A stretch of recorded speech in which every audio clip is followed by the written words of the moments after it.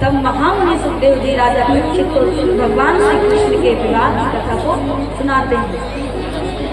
भगवान भीष्मसुतां रुक्मिणी रुचिराननां राक्षसेन विधानेन उपयेम इति सुतम। इस श्लोक को, इस वाक्य को राजा परीक्षित पूछते हैं।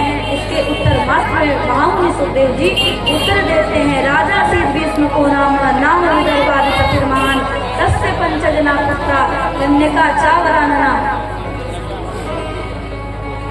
राजा भीष्मक की पुत्री थी महारानी देवी रुक्मिणी,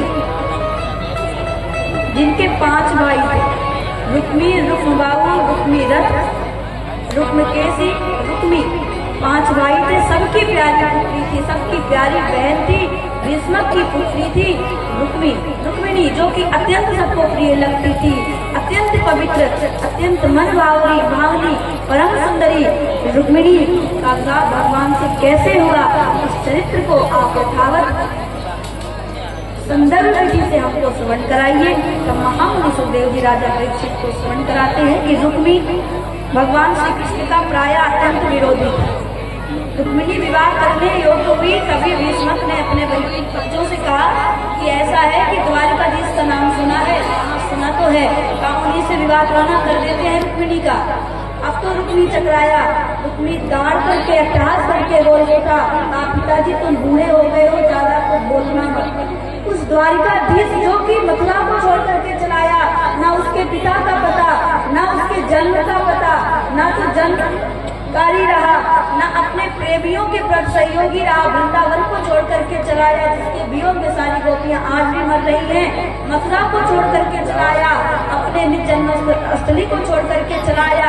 क्या पता कि मैं अपनी बहन का विवाह श्री कृष्ण से करता हूँ, और श्री कृष्ण हमारी बहन को भी छोड़ देना, तो हम इधर के न उधर के, इसलिए उछलिया इस रणछोड़ से मैं अपनी बहन का विवाह बिल्कुल नहीं करने वाला हूँ।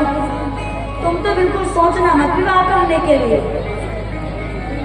सभी का तो परामर्श था कि विवाह कर दिया जाए, लेकिन रुक्मी एकमात्र भगवान का प्रारंभिक वैरी था, इसलिए कहा विवाह तो बिल्कुल नहीं होगा।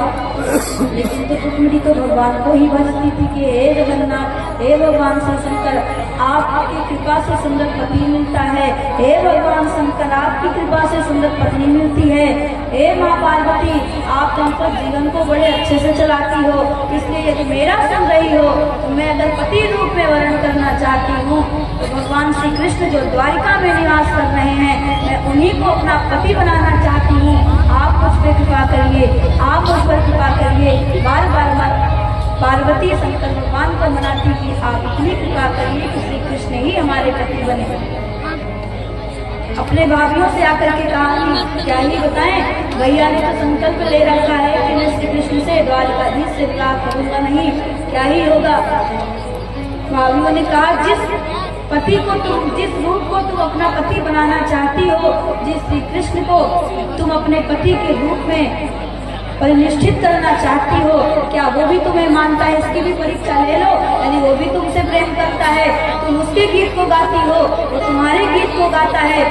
अगर दोनों का सामंजस्यता व्यवहारिक रूप से बन रहा है, इसका परिचित लेकर के, इसकी परिचित होकर के विवाह करो ना।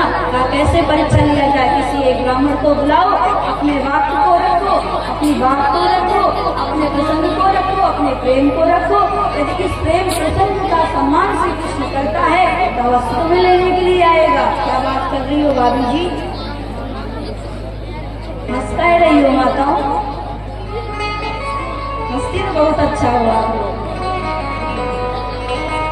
रुक्मिणी ने अपना परिचय को लिखा, कहा हे प्रभु, श्रुत्वा गुणान भुवन सुंदर संगताम ते निर्विश्य वर्ण कर्ण विग्रह तापम। मैं आपके रूपों को निरंतर भजती हूँ, आपके चरित्र को निरंतर मैं गाती हूँ। आपका रूप अनंत है। मैंने आपकी कई कथाएं सुनी, आपकी लीला को सुन करके, आपकी कृपा की महिमा को सुन करके, आपकी दीनबंधुता को सुन करके मेरा मन आपके चरणों में सदैव बन गया है। मैं आपको पति रूप में पाना चाहती हूँ। यदि आप मेरे पति न बने, आप मुझे अपने दंपत जीवन में न स्वीकार किए तो मैं रुक्मिणी भीष्मक नंदिनी कुंदनपुर की राजकुमारी मैं यह संकल्प लेती हूँ, मैं तुम्हें पति न बनाई तो मैं आने वाले किसी को भी अपने पति रूप में वर्ण न करूंगी। मेरा यह संकल्प है।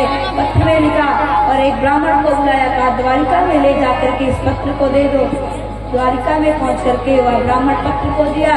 भगवान श्री कृष्ण पत्र को देखा, रुक्मिणी के वचनों को सुनकर के भगवान थोड़ा सा मुस्कुराए। उस सखाओं को कहा कि हमने सुना है कि रुक्मिणी की बारात आ रही है। सखाएं कहते हाँ आ तो रही है। किसके साथ उसका विवाह हो रहा है? शिशुपाल के साथ हो रहा है। जो राजकुमार है, धनुर्विद्या विद्या में निपुण है, शिशुपाल के साथ रुक्मिणी ब्याही जाएगी। भगवान श्री कृष्ण द्वारिकावासियों से पूछते हैं, कहा बारात कब आ रही है रुक्मिणी की? कहा आज ही आ रही है। तो चलो हम भी चलते हैं बारात देखने के लिए। बिल्कुल चलते हैं। रथ को सजाया गया। रथ पर आरूढ़ होकर के भगवान श्री कृष्ण अपने सखाओं कुछ पैदल को लेकर के कुंदनपुर पहुंचे। कुंदनपुर में जोड़ शोर की तैयारी चल रही है। बारात आने ही वाली थी। अभी भगवान श्री कृष्ण जहाँ बारात आनी थी अपने रथ को लगा लिया। जैसे ही वहां की नारियां, कुंदनपुर की नारियां देखती, अरे देव आपकी तो अत्यंत कृपा हो गई। कृपा का प्रसाद न जाने किस पे किस रूप में आपका बच जाए, कृपा की वर्षा न जाने कब हो जाए। रुक्मिणी ने भी क्या आपका पुण्य किया था, अनेक जन्म के पुण्य जागृत हो गए, जो रुक्मिणी को आप जैसा पति मिल गया। भगवान भी हंस रहे, कह रहे रे माताओं भगवान मेरे से नहीं बारात लेकर के शिशुपाल आ रहा है। भीष्मक जी को जैसे ही पता चला कि श्री कृष्णचंद्र भी रथ लेकर के विवाह में सम्मिलित होने के लिए आए हैं, जोर का स्वागत किया। रुक्मिणी को जैसे ही पता चला कि श्री कृष्ण भी आए हैं, कहा कि मैं आदेश देता हूँ कि श्री कृष्ण हमारे क्षेत्र में, हमारे कुंदनपुर की सीमा में बिल्कुल न रहे। भगवान श्री कृष्ण को रुक्मिणी भैया ने यह आदेश दिया था, यह लिखा था कि विवाह होने से पहले हमारे यहाँ माँ कुलकी देवी माँ पार्वती को पूजा जाता है। यदि आप भी मेरे से, मैं जैसे आपका जागरण करती हूँ, आप भी यदि मेरा जागरण करते हैं, आप भी मुझे पाना चाहते हैं, तो मैं देवी की पूजा करने के लिए विवाह उपरांत में वहाँ पे आऊँ